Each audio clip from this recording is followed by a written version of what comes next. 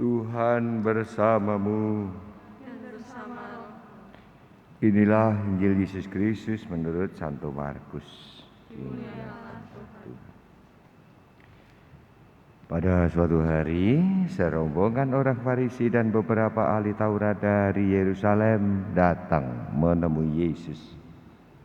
Mereka melihat bahwa beberapa murid Yesus makan dengan tangan najis, yaitu dengan tangan yang tidak dibasuh.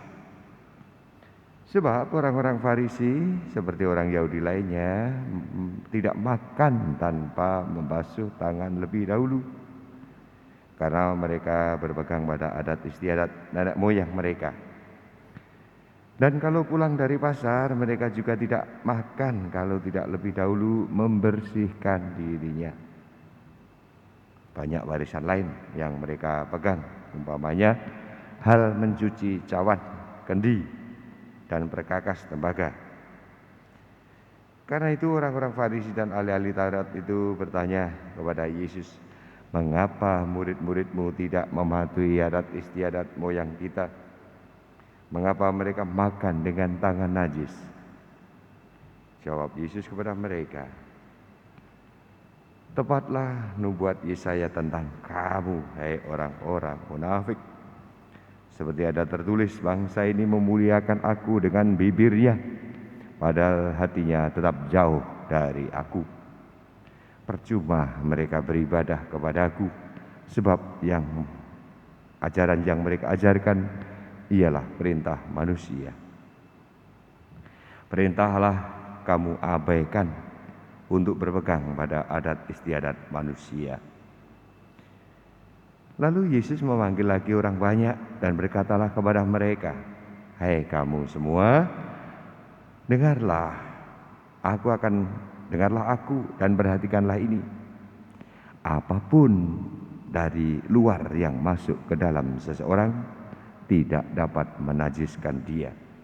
Tetapi apa yang keluar dari seseorang, itulah yang menajiskan dia. Sebab dalam hati orang timbul segala pikiran jahat, percabulan, pencurian, pembunuhan, perzinahan, keserakahan, kejahatan, kelicikan, perbuatan tidak senonoh, iri hati, hujat, kesombongan, kebebalan. Semua hal yang jahat ini timbul dari dalam dan menajiskan orang." Demikianlah sabda Tuhan. Terpujilah Kristus. Silakan duduk. Adik-adik, bagaimana kabarmu? Sehat? Semua ya, Romo dan kakak-kakak yang ada di sini, berharap kalian semua sehat. Ya. Banyak berita tentang orang-orang sakit COVID, tapi dirimu tidak perlu terlalu khawatir. Ya. Kalian masih muda, masih penuh vitalitas, ya begitu ya, masih kuat. Ya. Nggak usah takut, yang penting pakai masker. Ya. Yang penting jaga jarak. Baca, makan banyak, tidur banyak, supaya badan tetap fit. Jangan lupa ya, hari ini diingatkan kita, ternyata di kitab suci juga ada cuci tangan. Ya, kita itu ada guyonan, ya, ada bercanda itu. Ya, katanya tahun 2025 Indonesia maju, gitu kan? Gimana mau maju?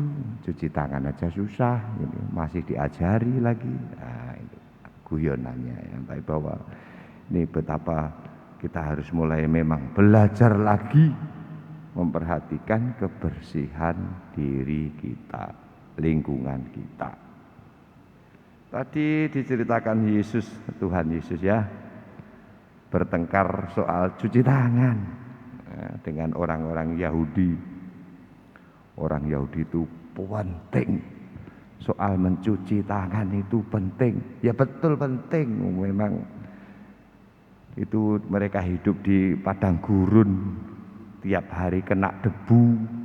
Ya, mau masuk rumah cuci tangan.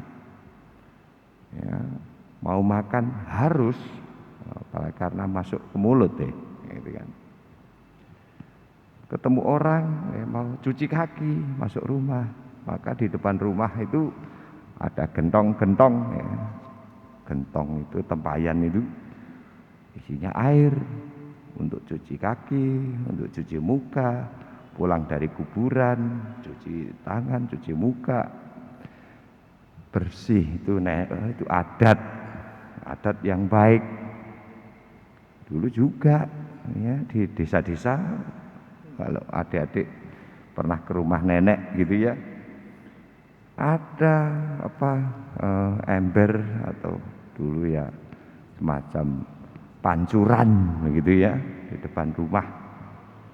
Ya, kalau pulang dari makam, pulang dari pasar, pulang dari jalan jauh, cuci kaki, cuci tangan.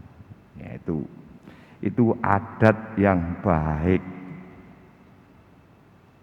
Hari ini ya, kalau kita sudah bisa belajar adat mencuci tangan, Yesus itu pengen kita juga latihan mencuci hati. Nah, gitu loh. Ya, gimana caranya? Ya mencuci itu pakai air, pada umumnya pakai air. Orang Katolik mencuci dirinya juga pakai air. Namanya sakramen baptis.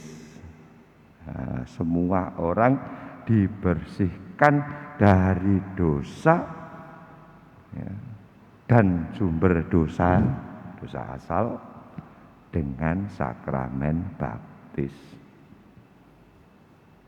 Sudah dibaptis Romo tapi masih senang misuh. Sudah dibaptis tapi masih sering ngomel, sering maki-maki temen ya.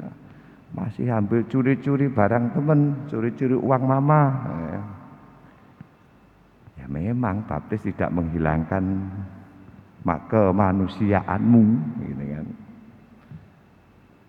Maka ya ini kalau sekarang ini setelah cuci tangan, sekarang rame-rame butuh divaksin. Nah, ini orang Katolik, kita gereja punya vaksin untuk menjaga diri dari virus jahat, kejahatan, yaitu sakramen tobat. Vaksin sekali, masih saja vaksin lagi, tidak apa-apa. Nanti masih berdosa lagi, banyak yang jahat lagi keluar lagi. Romo, ini kok yang jahat-jahat ini kok muncul terus, tidak sembuh-sembuh jahatnya, ya, marahnya tidak sembuh-sembuh. Tidak apa-apa, vaksin lagi, ya, pengakuan sudah berdosa, sakramen tobat lagi. Nah ini menjadi adat, ya, adat. Lalu bukan hanya adat manusia sekarang, gitu kan? Yesus inginnya kamu itu pelihara adat manusia, tapi tidak bisa naik kelas untuk belajar adatnya Tuhan, gitu loh. Adatnya Tuhan itu membersihkan diri terus, ya. Apa ya bisa buktinya ya. Tuhan memungkinkan kita terus bahwa kita bisa dibersihkan ya, selain setelah sakramen baptis, tiap kali kita membersihkan diri dengan sakramen tobat. Nah itu, dan dari situ nanti Tuhan lanjutannya berita ini ya, kisah Yesus dan orang Farisi ini nanti terakhirnya sudahlah ya. Kita belajar adat sudah baik, tapi di atas semuanya itu yang penting gitu ya. Di atas semuanya itu kalian harus belajar tidak kehilangan semangat, tidak kehilangan hati. Sekarang ini adik-adik perlu belajar di tengah masa sulit, banyak orang berebut ya. Moga-moga tidak sampai parah. Sekarang ini cari kerja rebutan, ya. Sekarang ini cari makan gitu rebutan. Banyak orang susah cari makan, banyak orang susah cari duit, banyak orang susah berusaha, berbisnis juga makin sulit. Beberapa menemukan cara mudah, syukur, ya syukurlah. Tapi kebanyakan merasa sulit. Kita tidak boleh kehilangan hati. Coba mulai sekarang ditelepon teman-temannya, daripada main game lama-lama, gitu ya. Boleh main game silahkan, ya, batasi jamnya. Luangkan waktu, telepon teman, tanya kabar temanmu bagaimana, ya. Apakah ada meriang atau apa, bagaimana bapak ibumu, bagaimana kakek nenekmu, tanya, ya. Ada kesulitan apa? Ya kalau kesulitan tidak usah, itu bukan urusanmu adik-adik ya. Kalau ada berita, beritahu saja paroki, romo paroki atau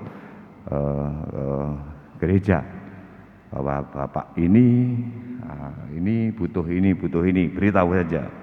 Itu yang tidak usah ngurus sampai ke situ. Dirimu cukup misalnya, ini kan mulai sekolah lagi ya, mau ketemu tidak jadi lagi. Ya. Kalau kuotamu masih punya kuota kah? Nah itu lumayan tanya. Aku masih punya kuota banyak. Ya, ini tak kasih. Aku masih ada kuota sisa. Macam itu. Atau ya kalau longgar gitu ya. Jangan malam-malam ya. Siang itu belajar bersama masih dimungkinkan. Di rumahku ada wifi misalnya. Ya tidak apa-apa. Ya, yang penting tadi tetap jaga jarak, saling perhatian, ini yang penting. Ini kesempatan bagi kita adik-adik semua, dan Tuhan Yesus sungguh jelas menginginkan itu, ya. Adat yang kita buat sudah baik, mari kita naik tingkat untuk